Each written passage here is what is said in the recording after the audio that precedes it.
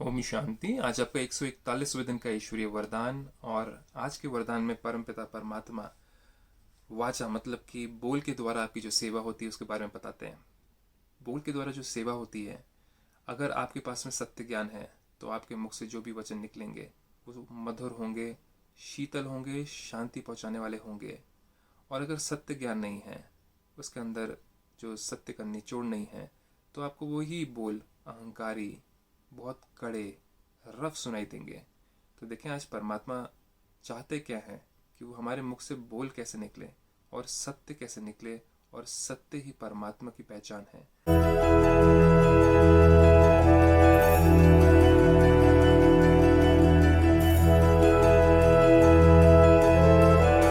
तो बाबा कहते हैं आज के वरदान में, वाचा द्वारा ज्ञान रत्नों का दान करना। वाचा द्वारा ज्ञान रत्नों का दान करने वाले मास्टर नॉलेजफुल भवा। परमात्मा ओशन ऑफ नॉलेज, ज्ञान के सागर हैं, और हम बच्चे छोटी छोटी नदियां हैं उनसे निकली हुई। परमात्मा कहते हैं कि तुम मास्टर ज्ञान के सागर बनो, लेकिन उसके लिए करना क्या वो देखें।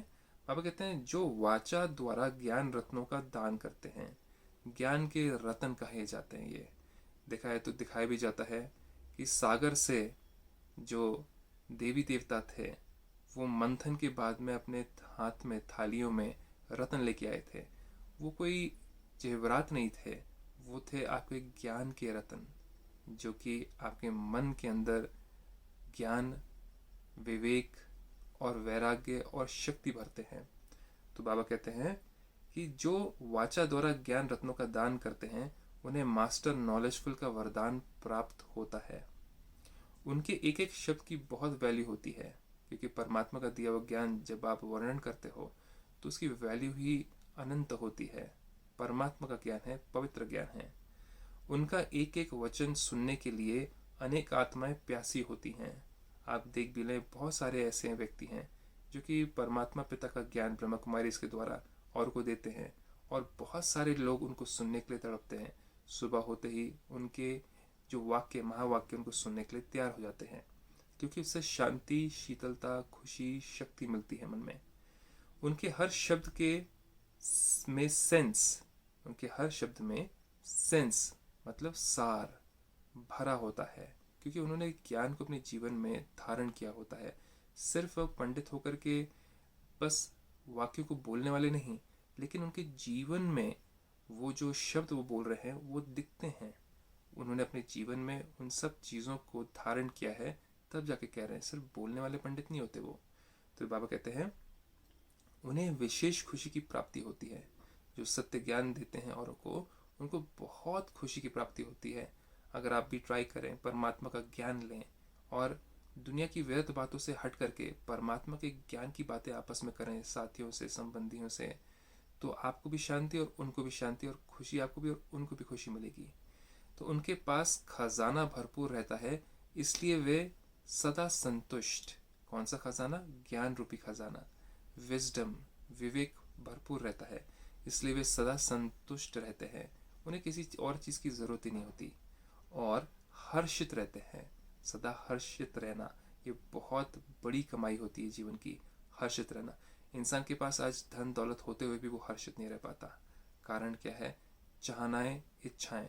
तो परमात्मा कहते हैं मेरे ज्ञान के द्वारा तुम उस सारी चाहनाएं, इच्छाओं को खत्म कर सकते हो। आत्मा संतुष्ट हो गई तो फिर मन भटकेगा नहीं। फिर बाबा कहते हैं उनके बोल प्रभावशाली होते जाते हैं। आस्ते आस्ते होते हैं, एक दिन में तो होता नहीं कुछ भी।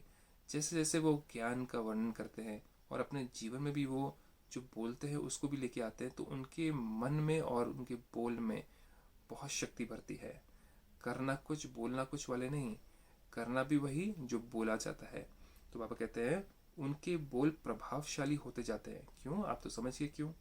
वाणी का दान करने से वाणी में बहुत गुण आ जाते हैं। परमात्मा कहते हैं अगर आपकी वाणी में कठोरपन है, अगर आपके मुख से सिर्फ पत्थर निकलते हैं, ज्वाला निकलती है, तो आप परमात्मा के ज्ञान का दान करना शुरू करो और को बताना शुरू करो।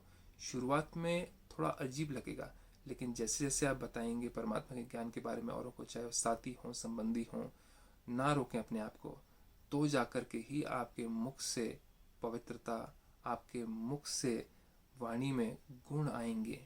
अब बाकी चाहे वो कुछ भी कहें आपके बारे में, बात में आपका मजाक उड़ाएं, हंसी मजाक करें, क्योंकि रावण भी तो हंसता था ना जब भगवान का सत्य ज्ञान दिया जाता था, जब वो तीर मारे जाते थे, जब वो बाण मारे जाते थे रावण को। तो आज सारी दुनिया में हर कोई रावण जैसा बना हुआ है। मैं भी किसी दिन रावण था, आप भी कभी कुछ लेवल के रावण हैं, अभी भी हमारे अंदर रावणपन है ही है। तो आस्ते आस्ते वो चीज़ हटती जाएगी। परमात्मा कहते हैं इसकी वजह से ये ना हो कि आप बाण मारना छोड़ दें, ज्ञान देना छोड़ दें, कि आप डर जाएं कि अरे मेरे साथी संबंधी क्या बोलेंगे मेरे बारे में, वो मेरा मजाक उड़ाएंगे। परमात्मा कहते हैं यही चीज़ आपको रोकती है आगे बढ़ने से।